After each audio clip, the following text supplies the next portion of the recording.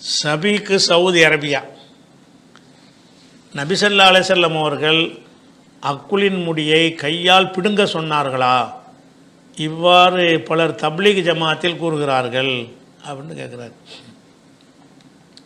அதாவது மனிதர்களுக்கு மர்மஸ்தானத்தில் முளைக்கக்கூடிய முடிகள், அக்குள் அந்த கம்பு காட்டுமாங்களே, அக்குள்ள வரக்கூடிய முடிகளையெல்லாம் நீக்கணுங்கிறது ஒரு சுன்னத்து இருக்கிறது.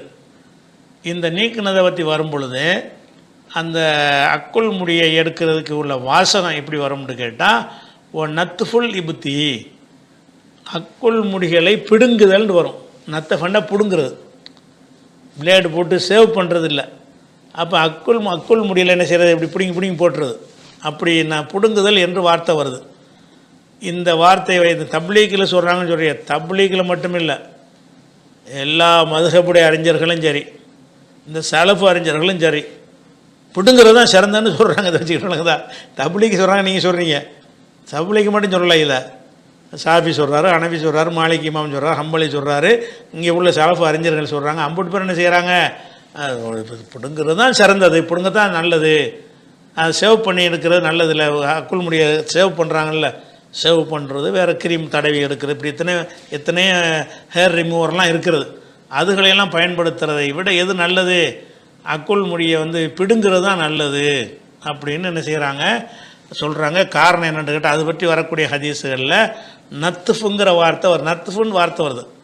நத்துஃபுன்னா பிடுங்குதல்னு அர்த்தம். இப்படி பிடுங்குறோம்ல, நத்துஃபுண்டா கையினால் ஒரு முடியை பிடிச்சி இப்படி பிடிங்கி எடுக்கிறது, இப்படி செய்கிறதுன்னு வருது. அப்போ ஹதீஸில் அந்த வார்த்தை தான் வருது, நத்துஃபுல் இப்படி தான் வருது. அதை வச்சுக்கிட்டு என்ன செய்கிறாங்கன்னு கேட்டால், எல்லாருமே அக்குள் முடியல ஆனால் வேடிக்கை என்ன தெரியுமா, இந்த செலப்பில் 10 ரூபா கொடுக்குறாங்கல்ல, அதுதான் சிறந்ததுன்னு ஒரு நாள் பிடுங்குறது கிடையாது வழங்குதா. இப்போ உள்ள செலவுகள் இவங்க என்ன செய்கிறாங்க, அதெல்லாம் சேவை தான் பண்ணுறாங்க. இருந்தாலும் ஹதீஸில் வருதில் அதுக்கு சொல்லணுமே, அதுக்காக வேண்டி மக்களுக்கு ஒன்று சொல்கிறாங்க, அவங்க ஒன்று செய்கிறாங்க வழங்குதா. நத்துஃபுல் தான் பிடுங்குறேன்னு வந்துச்சு. இப்போ முடியை பிடுங்குதல்ங்கிற வார்த்தை வரும்போது நம்மளும் ஒரு நத்துஃபுங்கிற வார்த்தையை தானே யூஸ் பண்ணுறாங்க. நத்துஃபுங்கிற வார்த்தையை தான் ரசூலுல்லாஹ் யூஸ் பண்ணியிருக்காங்கும்போது, பிடுங்குதல்ங்கிற வார்த்தை எதுக்கு ரசூலுல்லாஹ் சொன்னாங்க? ஹல்க்கு சிறைக்குதல்னு ஒரு வார்த்தை இருக்குதுல்ல, அதை சொல்லியிருக்கலாம்ல, ஏன் பிடுங்குதல்னு சொன்னாங்கன்ட்டு அப்படி சிந்திச்சு பார்த்தீங்கன்னு சொன்னால் இவங்க சொல்வது கரெக்டு மாதிரி வரும். ஆனால் ரசூலுல்லாஹ் அந்த சொன்ன ஹதீஸை நீங்கள் எடுத்து பார்த்தீங்கன்னு சொன்னால் அது எப்படி வருதுன்னு கேட்டால், ஹம்சும் மினல் ஃபித்ரா அல்லது அல் ஃபித்ரத்து ஹம்சும். அதாவது இப்போ 5 காரியங்கள் இருக்குது. இந்த 5 காரியங்கள் இப்ராஹிம் நபியிடம் இருந்து இன்று வரை விடுபடாமல் தொடர்ச்சியாக வழி வழியாக வந்து கொண்டே இருக்கிறது. அப்படி 5 காரியங்கள் உள்ளனன்னு ரசூலுல்லாஹ் சொல்கிறாங்க. அது 5 காரியத்தை சொல்கிறாங்க. இந்த 5 காரியம், இந்த மக்கத்து காஃபிர் இருக்காங்களே, இவங்க இப்ராஹிம் நபியுடைய எல்லாத்தையும் நாசமாக்கிட்டாங்க. ஆனால் 5 விஷயத்தை மாத்திரம் கரெக்டாக கடைப்பிடிக்கிறாங்க. இன்று வரைக்கும் தொன்று தொட்டு வந்து கொண்டு இருக்கிறது. அதுக்கு பேர் தான் சுனல் ஃபித்ரா, இயற்கையான வழிமுறை. ஏன்னு கேட்டால் அது மாறவே இல்லையில அப்படின்னு சொல்கிறாங்க. அது என்ன 5 விஷயம்னு கேட்டால், ஹம்சும் மினல் ஃபித்ரா, 5 காரியங்கள் இயற்கை வழின்னு எதுக்கு அதை சொல்கிறாங்கன்னு கேட்டால், அது இந்த மக்கத்து காஃபிர்கள் கூட அது மாற்றலை, இயற்கையானது மாறாதுல, அந்த மாதிரி இருக்கிறதுனால அதுக்கு ரசூலுல்லாஹ் என்ன பேர் வைக்கிறாங்க, ஃபித்ராங்கிறாங்க. ஹம்சும் மினல் ஃபித்ரா, 5 காரியங்கள் கரெக்டாக செஞ்சிட்ருக்குறாங்க. ஜாஹிலியாக்களாக இருந்தாலும், இந்த மூட நம்பிக்கை கொண்ட மக்களாக இருந்தாலும் 5 விஷயத்தை கரெக்டாக செய்கிறாங்க அப்படிங்கிறாங்க. அப்போ 5 விஷயங்கள் என்னத்தில் சேர்ந்தது, ஃபித்ராவில் உள்ளது. இப்ராஹிம் நபி காலத்தில் இருந்து இன்னைக்கு வரைக்கும் எல்லாரும் செஞ்சுக்கிட்டு வர்றாங்க. ஆனால் இப்ராஹிம் நபியுடைய எந்த மார்க்கத்தையும் இவங்க பேணவே இல்லை. இந்த 5 பேணுறாங்க. அப்படின்னா என்ன அர்த்தம், அந்த 5 இயற்கை மார்க்கம் என்ற அடிப்படையில் வந்துடுது அப்படின்னு ரசூலுல்லாஹ் என்ன செய்கிறாங்கன்னு கேட்டால், ஹம்சு மினல் ஃபித்ரான்ட்டாங்களா. 5 என்ன, அல் ஹித்தானு, 1 ஹத்னா பண்ணுறது, சுன்னத்து பண்ணுறது. சுன்னத்து ரசூலுல்லாஹ் சொல்லி கொடுத்ததா இல்லை, இப்ராஹிம் நபியுடைய சுன்னத்து தான். அது அபூஜஹல் பண்ணான், ரசூலுல்லாஹ் எதிர்த்தவர்கள்லாம் பண்ணாங்க, ஒட்டுமொத்த அரபுகளும் பண்ணினாங்க. அப்போ அது ஹித்தான்கிற ஹத்னா செய்தல் என்பது இயற்கை வழியான இயற்கையான சுன்னத்துக்கு அர்த்தம் என்னன்னு கேட்டால், அது மாறவே செய்யலை. இயற்கையாக உள்ளது மாறாதுல்ல, செயற்கையாக உள்ளது மாறணும். இயற்கைன்னு சொன்னால் என்ன அர்த்தம்னா, மாற்ற முடியாமல் இயல்புலையே வந்ததாக மாறிடுச்சு அப்படிங்கிறாங்க. ஒரு இஸ்திஹதாது. ரெண்டாவது வந்து அந்த மர்மஸ்தானத்து முடிகளை அப்புறப்படுத்துதல். மூணாவது அதையும் செய்கிறாங்க. அரபுகளும் என்ன செய்வாங்கன்னு கேட்டால் அந்த மர்மஸ்தானத்தில் உள்ள முடிகள்லாம் நீக்கிக்கிடுவாங்க. அதுவும் இருக்குது அவங்கள்ட்ட. மூணாவது நத்துஃபுல் இபுத்தி, அக்குள் முடிகளை பிடுங்குதல். நாலாவது ஒரு தக்லீமுல் அலுஃபாரி, நகங்களை வெட்டுதல். ஓ கசு ஷாரிபி, மீசையை வந்து பெருசாக இல்லாமல் கத்தரிச்சிக்கிறது. உதட்டோடு வைத்து என்ன செய்கிறது, வெட்டி கொள்ளுதல். அவள் மீசையை வெட்டுறது, நகத்தை வெட்டுறது, அக்குள் முடியை பிடுங்கிறது, மர்மஸ்தானத்து முடிகளை நீக்கிறது, சுண்ணத்து பண்ணுறது. இந்த 5 விஷயங்களும் இயற்கையான சுண்ணத்து, இயற்கையான 5 காரியங்களில் உள்ளதுங்கிறாங்க. இது புகாரில் 5889, 6297, முஸ்லீம்லே இந்த ஒரு ஹதீஸ் வருகிறது. அப்போ இதில் ரசூல் ஸல்லல்லாஹு அலைஹி வஸல்லம் வந்து உங்களை பிடுங்கலாம் சொல்லலை. எதை சொல்கிறாங்க, இந்த பிடுங்கிட்டு வர்றாங்கல்ல, இது வந்து அன்று தொண்டு தொட்டு வந்துக்கிட்டு இருக்குங்கிறாங்க. அதாவது அவங்க அதான் செஞ்சாங்க. அன்றைக்கு வந்து அந்த அரபுகள் என்ன செய்வாங்கன்னு கேட்டால், அந்த அக்குள் முடியாதுன்னா அந்த காலத்தில் இந்த சேவிங் பண்ணுற மாதிரிலாம் இருந்திருக்காதுல்ல இப்ராஹிம் நபி காலத்தில். அதை வச்சு என்ன செய்கிறாங்கன்னு கேட்டால் அக்குள் முடியை பிடுங்கிறதுங்கிற ஒரு வேலையை செஞ்சுருக்கிறாங்க. அது சாம்பல் இருக்குல்ல, அந்த சாம்பலை போட்டு விட்டு பூசி இப்படி பிடுங்கினா ஈஸியாக வந்துடும்லாம் அது சில வழிகாட்டுதெல்லாம் எடுத்து வச்சுருக்கிறாங்க. இப்போ நம்ம என்னென்னு கேட்டால் நம்மளுக்கு வந்து முடியை நீக்கிறது தான் அதில் ஒரு முக்கியமான ஒரு விஷயம். இப்போ உதாரணமாக வந்து அக்குள் முடிகளை விட்டுருங்க, மர்மஸ்தானத்து முடியை நீக்குன்னு வருது.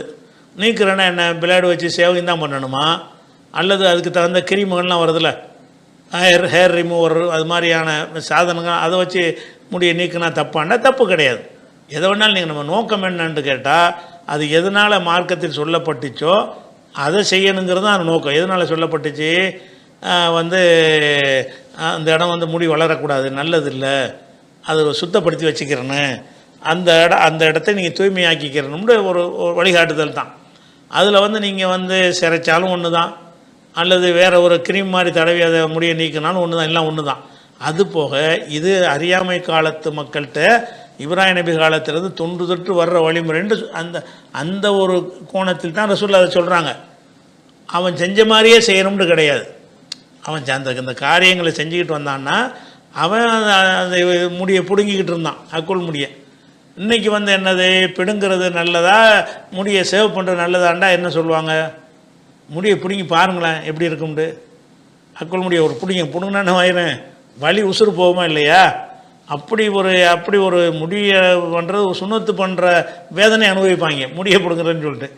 அது அந்த காலத்தில் அவங்க செஞ்சுக்கிட்டு இருந்தாங்கங்கிறது அதில் வருது. 5 காரியங்கள் வழிமுறையாக செஞ்சுட்டு வரான். நம்ம என்ன செய்வோம், அவன் செஞ்ச மாதிரியே செய்யணுன்ற அர்த்தம் கிடையாது. அக்குள் முடியை நீக்கணும், அவ்வளவுதான். அவர்கள் பிடுங்கி கொண்டு இருந்ததுனால இந்த வார்த்தை ரசூலுல்லாஹ் சொன்னாங்களே தவிர பிடுங்கிறது தான் நல்லதுன்னு சொல்ல மாட்டான். நம்ம எதை தேர்ந்தெடுக்கணும், 2 வழி கண் முன்னாடி இருந்துச்சுன்னு சொன்னால் எந்த வழி வந்து சிரமம் இல்லாமல் இருக்குதோ, எந்த வழி வந்து நமக்கு வேதனை தராமல் இருக்கிறதோ அதை தேர்ந்தெடுப்பதா, சிறந்ததுன்னு சொல்லி வேதனையை கூட்டிக் கொள்வதா? முடியை பிடுங்குறதுங்கிற வேதனையா இல்லையா? ஒரு தாடி முடியை ஒன்று பிடுங்கி பாருங்களேன், லேசாக பிடுங்க முடியுமா உங்களால்? பிடுங்கன்னு என்ன செய்யும், அது பிச்சுக்கிட்டு வந்து ஒரு ரத்தம் கூட வந்துடும் சில ஆளுகளுக்கு. அப்போ முடியை வந்து அது கட் பண்ணுறது, அதை சேவ் பண்ணுறதுங்கிறது கஷ்டம் இல்லாமல் இருக்கும், பிடுங்குறதும் கஷ்டமாக இருக்கும். ஆனால் அவங்க ஏன் அதை சொல்கிறாங்கன்னு கேட்டால் அந்த பிடுங்குதல்ங்கிற வார்த்தை வந்துருச்சான். பிடுங்குங்கன்னு அவங்கள்ட்ட சொன்னாங்க. எப்படி வந்திருக்குது, அது வந்து அந்த ஜாஹிலியா காலத்தில் இருந்து தொடர்ச்சியாக வந்து கொண்டு இருக்கிறது. அது முடியை பிடுங்கிறதும் வந்துக்கிட்டு இருக்குங்கிறாங்க. முடியை அவன் பிடுங்கிட்டு இருந்தான்னு சொன்னால் அன்றைக்குள்ள சாதனம் இல்லாதனால பிடுங்கி இருந்திருப்பான். உங்களுக்கு இப்போ தேவையும் போட்டு பிடுங்க வேண்டிய என்ன தேவை இருக்குது, அதை விட லேசாக என்ன செய்யலாம், அதுக்கு வந்து ரேசர் வச்சு எடுத்துடலாமே, சிம்பிளாக ஒரு கத்தியை வச்சு எடுத்துடலாமே, அதில் ஒரு கிருமி தடையை விட்டு என்ன செய்யலாம், எடுத்துடலாம். அதனால் வந்து பிடுங்கத்தான் வேணுங்கிறது வந்து அது.